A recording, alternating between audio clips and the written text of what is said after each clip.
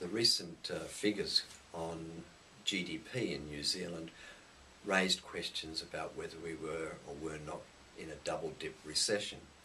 The figures came out around about zero growth in the last quarter, and so people concluded we aren't in a recession.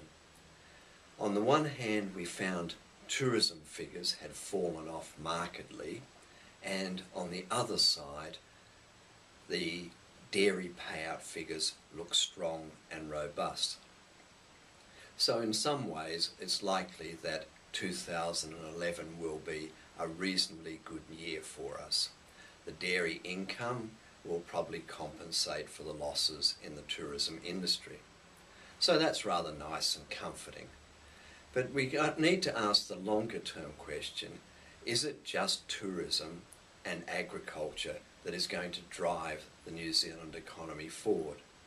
In other words, is our standard of living almost entirely based on tourism and on agriculture? Well, people have debated this for a long time and said, well, further processing, in particular, like food processing would be a good idea. Yet, if we look at all the companies in the world that do food processing, why aren't they wanting to come to New Zealand to further process our goods? Why do we not see sawn timber logs further processed in New Zealand? If there was money to be made in this, surely companies would be trying to get into New Zealand to take advantages of it.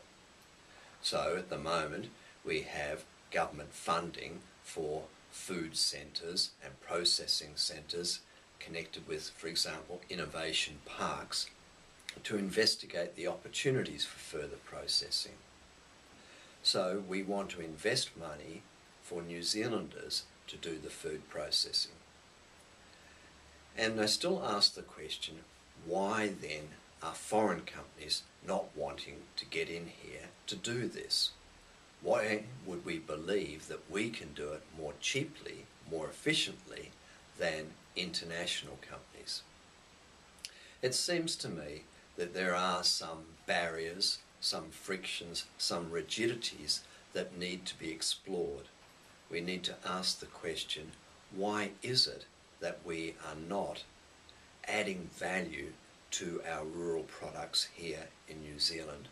And what needs to change in terms of our laws and policies, our regulations, that would encourage this sort of activity to occur here rather than offshore?